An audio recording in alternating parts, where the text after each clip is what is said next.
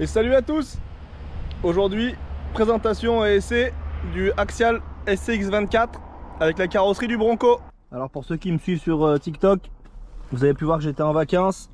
Du coup je me suis aménagé un petit rangement dans la voiture. Et là on a le magnifique Bronco. Allez, je vous montre ça.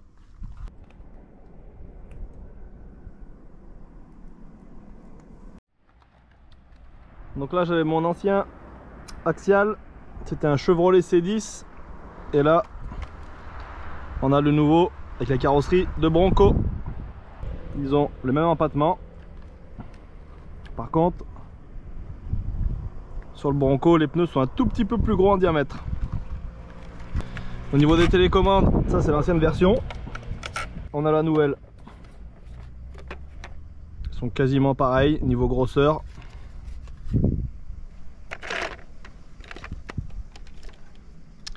Sur la nouvelle, on a un peu plus de réglages.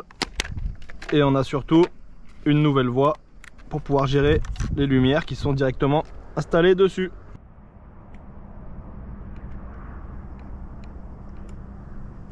Au niveau des différences entre l'ancien modèle et le nouveau modèle, avant on avait des clips ici et la carrosserie qui se levait, et maintenant on a une fixation par scratch. Il suffit de tirer dessus. À l'intérieur on peut voir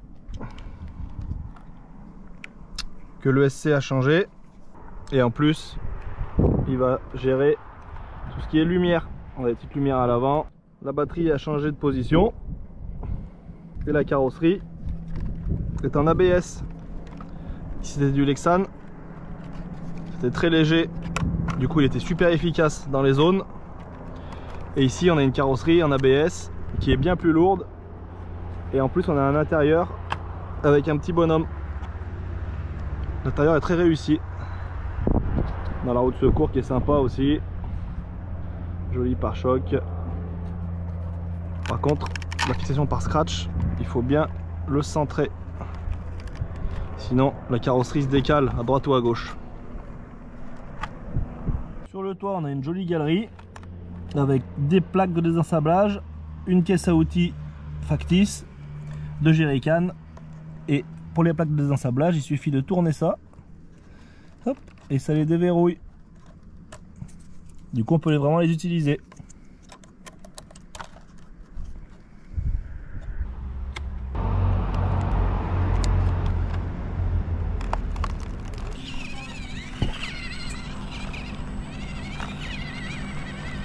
Bon, comme sur toutes mes vidéos, je pilote toujours à une main et je filme de l'autre. Avec la télécommande fournie d'origine, ça s'y prête bien.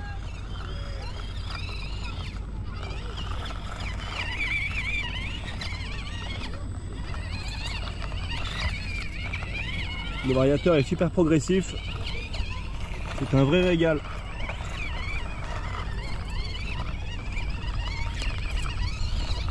Les pneus accrochent super bien. Je pourrais dire que le seul défaut que je lui ai trouvé, c'est sa carrosserie qui est vraiment lourde, et du coup dans le dévers il se retourne assez facilement. Il va être plus typé pour de la balade cool. Et voilà l'exemple, parfait. À voir évoluer, il est super réaliste. Au vu du poids de la carreau, la suspension travaille bien.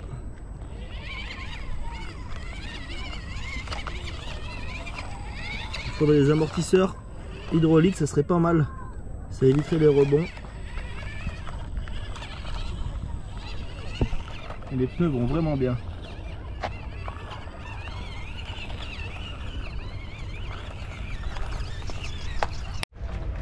Alors voilà pourquoi j'adore les petites échelles. À chaque voyage, chaque vacances, je peux en emporter plusieurs. Ça prend pas de place. Et il y a vraiment de quoi s'amuser.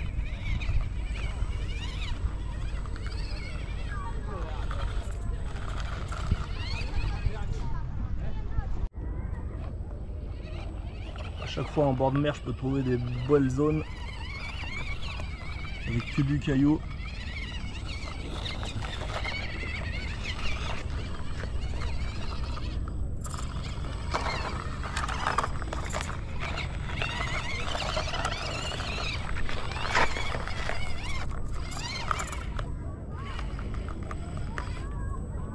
Il faut par haut. Essayer d'aller chercher là-haut. Par haut aussi, chaud.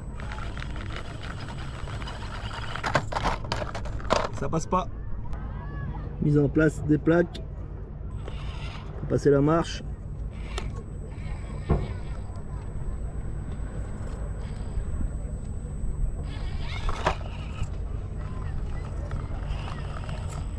Et joli. L'avantage avec ces petites échelles, c'est qu'il est super facile de trouver des zones.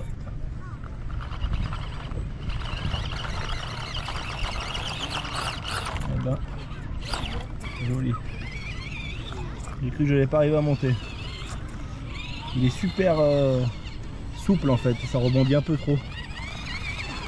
Avec la carrosserie qui est pas mal lourde. On va essayer. C'est pas mal pentu.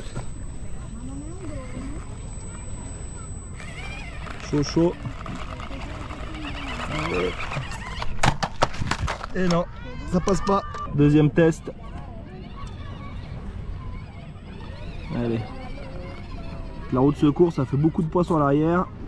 La carrosserie qui est lourde. Suspension qui est molle. Et puis il y a une belle pente. Je sais pas si on se rend compte sur la vidéo, mais... Eh ben non, ça passe pas.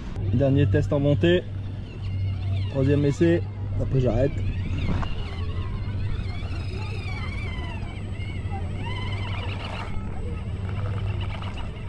Allez, joli, il est passé. On va laisser en descente. Tranquillou.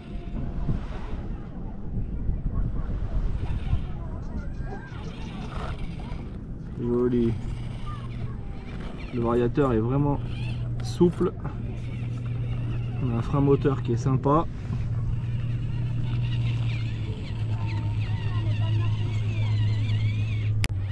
En mode balade. On the trail.